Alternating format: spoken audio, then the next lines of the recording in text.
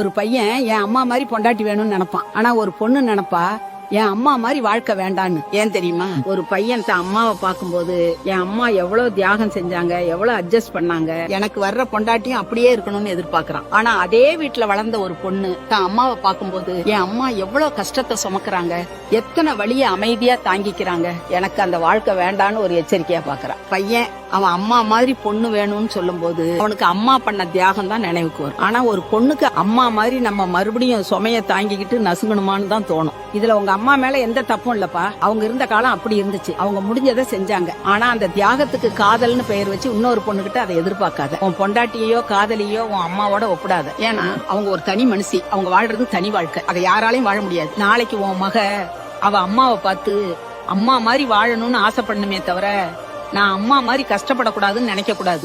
ஏன்னா மாற்றம் வெளியிருந்து வராது கண்ணு. குடும்பம் மாறணும்னா அது நீதான் ஆரம்பிக்கணும். புரிஞ்சிருக்கும்னு நினைக்கிறேன்.